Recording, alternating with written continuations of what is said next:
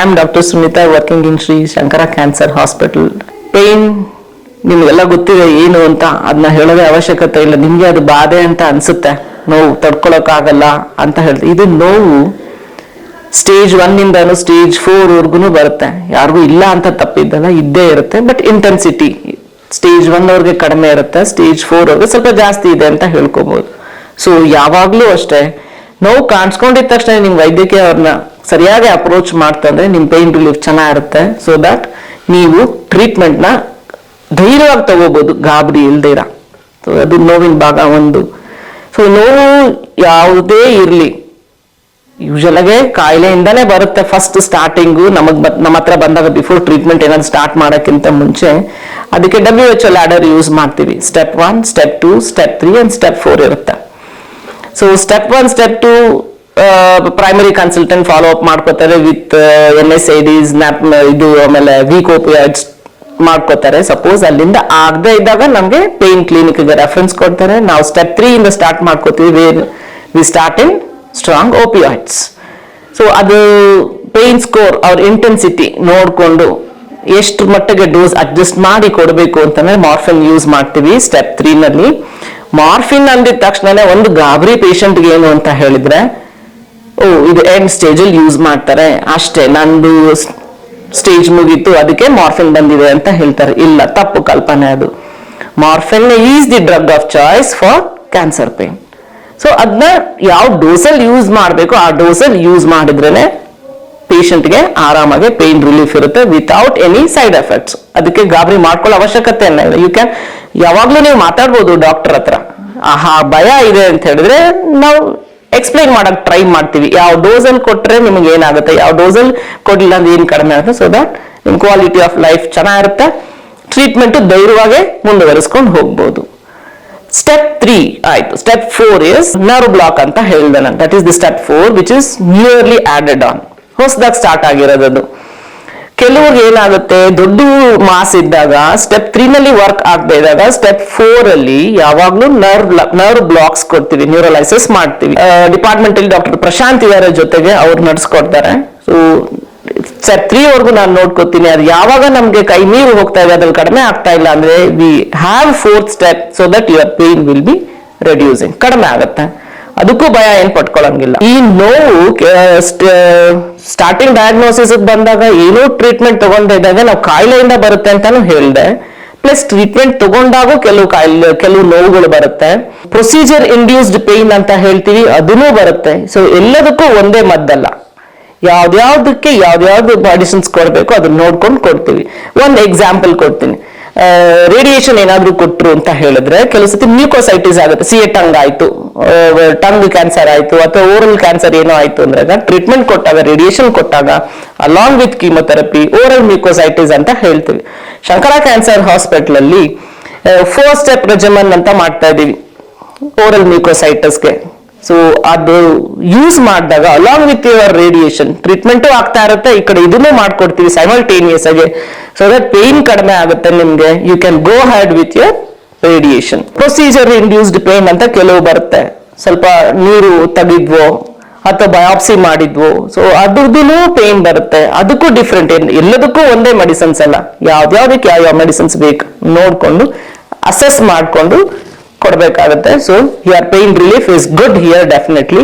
Next palliative care. Palliative care ಅಂದ್ರೆ ನಿಮ್ಗೆಲ್ಲ ಗೊತ್ತಿದೆ, ಕನ್ನಡದಲ್ಲಿ ಉಪಶಮಕ ಆರೈಕೆ ಅಂತ ಹೇಳ್ತಾರೆ. ಬಟ್ ಅದನ್ನ ಈ ವರ್ಡ್ ಯೂಸ್ ಮಾಡೋಕ್ಕಿಂತ ಎಲ್ಲಾ ಪೇಷಂಟ್ಸ್ಗೆ ನಾಲೆಡ್ಜ್ಗೆ ಕರೆಕ್ಟಾಗಿ ಪ್ಯಾಲಿಯೇಟಿವ್ ಕೇರ್ ಅಂತಾನೆ ಹೇಳ್ತಾರೆ.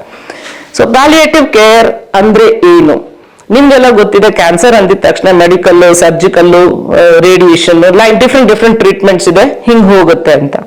ಬಟ್ ಸ್ಟೇಜ್ 4 ಆದಾಗ ಅಥವಾ ಯಾವ್ದಾದ್ರೂ ಪೇಷಂಟ್ ಡಯಾಗ್ನೋಸಿಸ್ ಸ್ಟೇಜ್ 4 ಇದೆ ಅಂದಾಗ ಅವರಿಗೂ ಟ್ರೀಟ್ಮೆಂಟ್ ಇದೆ. ಟ್ರೀಟ್ಮೆಂಟ್ ಏನು ಇಲ್ಲ, ಹೋಗಿ ನೀವು ಅಂತ ಹೇಳಕ್ಕಾಗಲ್ಲ. What that is palliative care. ಈ ಪ್ಯಾಲಿಯೇಟಿವ್ ಕೇರ್ ನಲ್ಲಿ ಸರ್ಜಿಕಲ್ ಟ್ರೀಟ್ಮೆಂಟ್ ಅಂದ್ರೆ ಸರ್ಜರಿ ಮಾಡ್ತಾರೆ, ಮೆಡಿಕಲ್ ಆಂಕಾಲಜಿ ಅಂತ ಹೇಳಿದ್ರೆ ಕೀಮೊಥೆರಪಿ ಕೊಟ್ಟು ಮಾಡ್ತಾರೆ, ರೇಡಿಯೇಷನ್ ಆಂಕಾಲಜಿ ಅಂತ ಹೇಳಿದ್ರೆ ಕರೆಂಟ್ ಕೊಟ್ಬಿಟ್ಟು ಟ್ರೀಟ್ಮೆಂಟ್ ಇದು ಡಿಸೀಸ್ ನ ಅಡ್ಜಸ್ಟ್ ಮಾಡ್ತಾರೆ. ಬಟ್ ಪ್ಯಾಲಿಯೇಟಿವ್ ಕೇರ್ ಅಲ್ಲಿ ಏನ್ ಸಿಗುತ್ತೆ, stage 4 patient is in depression, treatment ನಮ್ ಕತೆ ಮುಗೀತು, ನಾವಿರೋವರೆಗೂ ಅಷ್ಟೇ, ನಾವು ಬೇಗ ಸಾಯ್ತೀವಿ ಅನ್ನೋ ಕಾನ್ಸೆಪ್ಟ್ ಇರುತ್ತೆ. No, yes, it may be true, ಇಲ್ಲ ಅಂತ ನಾ ಹೇಳಲ್ಲ. Every day every one has a day, ಒಂದೊಂದ್ ದಿವಸ ಎಲ್ರಿಗೂ ಇದ್ದೇ ಇರುತ್ತೆ, ಇಲ್ಲ ಅಂತ ಅಲ್ಲ. ಬಟ್ ಇದ್ದಷ್ಟು ದಿವಸ ನಮ್ದು ಕ್ವಾಲಿಟಿ ಆಫ್ ಲೈಫ್ ಚೆನ್ನಾಗಿರ್ಬೇಕು. ವೆದರ್ ಇಟ್ ಇಸ್ ಕ್ಯಾನ್ಸರ್ ಆದ್ರೂ ಆಗ್ಲಿ, ಹಾರ್ಟ್ ಡಿಸೀಸ್ ಆದ್ರೂ ಆಗ್ಲಿ, ಕಿಡ್ನಿ ಪ್ರಾಬ್ಲಮ್ ಆದ್ರೂ ಇರ್ಲಿ, ಬರೀ ಪ್ಯಾಲಿಯೇಟಿವ್ ಕೇರ್ ಬರೀ ಕ್ಯಾನ್ಸರ್ಗೆ ಸೀಮಿತವಾಗಿದ್ದಲ್ಲ, ಎಲ್ಲದಕ್ಕೂ ಇದೆ. ಕಿಡ್ನಿ, ಹಾರ್ಟ್, ಲಿವರ್ ಯಾವ್ದಾದ್ರೂ ಆಗ್ಲಿ.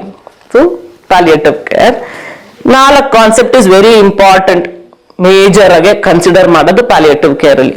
Physical, psychological problem, social and economical problems, all these 4 address ಮಾಡಿದ್ರೇನೆ ಪ್ಯಾಲಿಯೇಟಿವ್ ಕೇರ್ ಅಂತ ಕಂಪ್ಲೀಟ್ ಆಗುತ್ತೆ. Total pain will be address. Physical component ನಾನು ತಗೋತೀನಿ ಇವಾಗ ಏನ್ ಹೇಳ್ತೀನಿ ಅಂದ್ರೆ, ಸಪೋಸ್ ಹ್ಯೂಜ್ ಬ್ರೆಸ್ಟ್ ಮಾಸ್ ಇತ್ತು, ಅಥವಾ ಒಂದು ಸರ್ಜರಿ ಆಯ್ತು ಪೇಷಂಟ್ಗೆ, ನೆಕ್ಸ್ಟ್ ಥೈರಾಯ್ಡ್ ಸರ್ಜರಿ ಆಯ್ತು, ಇಲ್ಲೊಂದು ಮಾರ್ಕ್ ಇರುತ್ತೆ.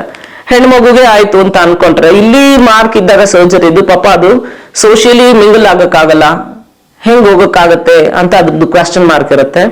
ಹ್ಯೂಜ್ ಬ್ರೆಸ್ಟ್ ಮಾಸ್ ಇದ್ದಾಗ again the physique of the patient, ಅವಳ ಆಕಾರ ಚೇಂಜಸ್ ಆಗುತ್ತೆ. ಅದು ಈ ಪ್ರಾಬ್ಲಮ್ನೆಲ್ಲ physical problems I will address. ಹೇಗ್ ಮಾಡ್ಬೇಕು ಆಲ್ಟರ್ನೇಟಿವ್ ಹೇಳ್ಕೊಡ್ಬೋದು ಅವ್ರಿಗೆ. So one part is addressed ಅಂದ್ರೆ ಅವ್ರಿಗೆ ಆರಾಮ ಆಗುತ್ತೆ.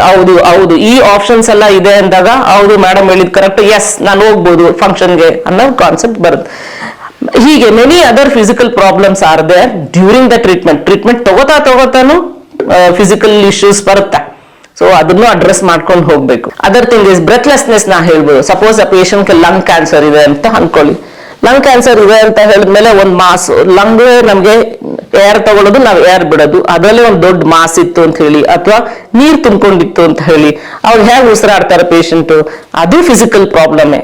ಇಲ್ಲ ಆ ಲಂಗ್ ಮಾಸ್ ಇದ್ದು ನೋವಿದ್ರೆ ನಾನು ನೋವಿನ ಮಾತ್ರೆ ಹಾಕಿ ಅವ್ರ ಫಿಸಿಕಲ್ ಸಿಂಪ್ಟಮ್ ಅಡ್ರೆಸ್ ಮಾಡ್ತೀನಿ.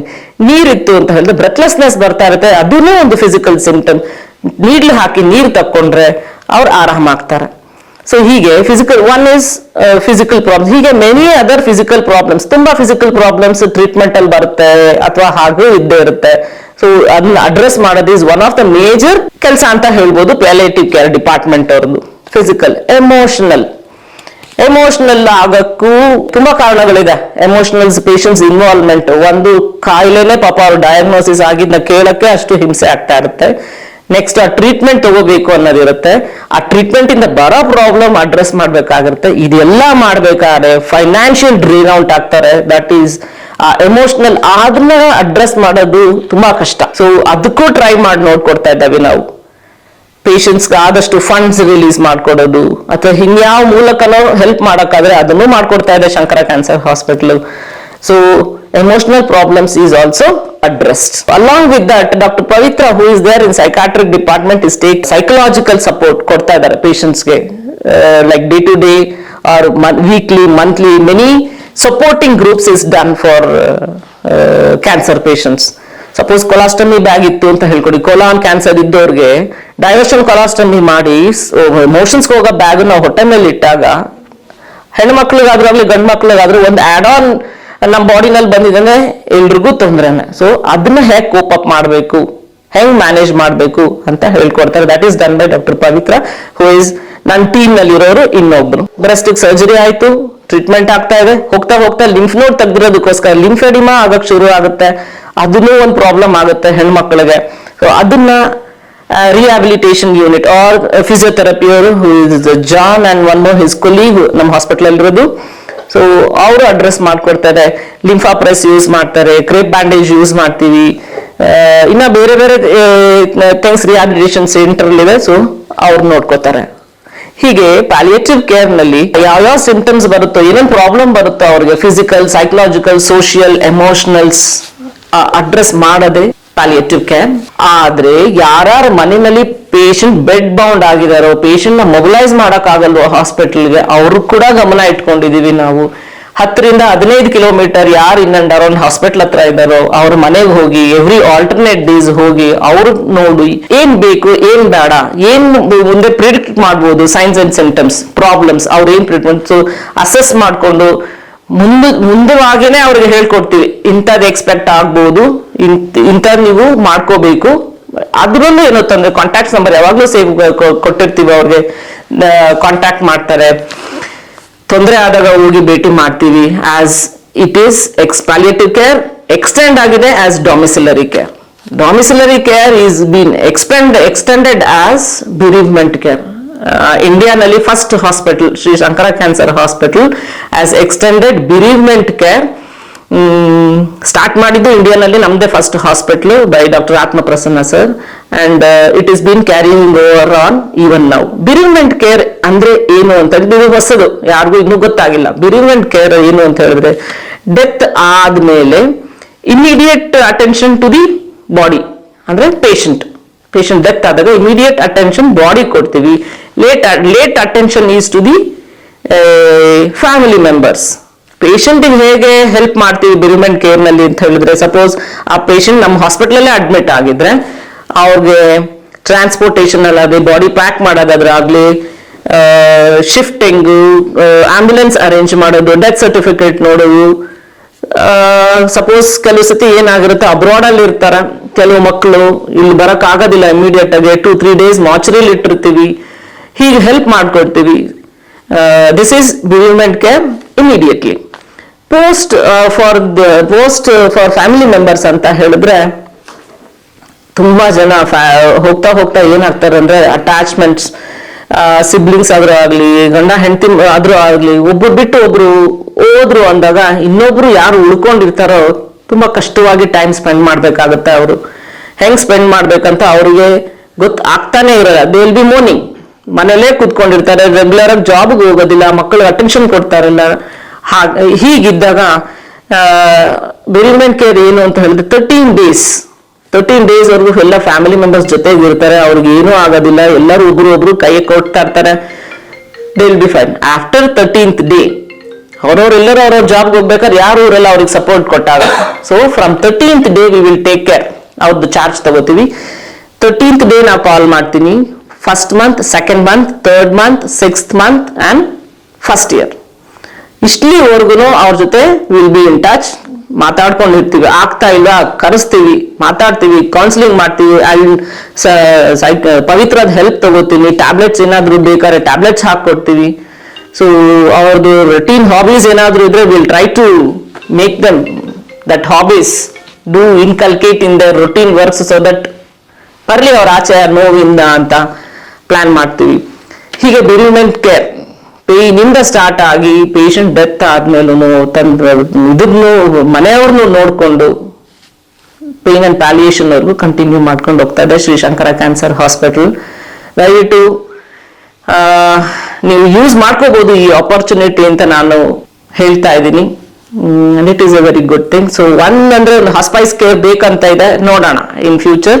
Take pain and palliative care service from Sri Shankara Cancer Hospital. Thank you.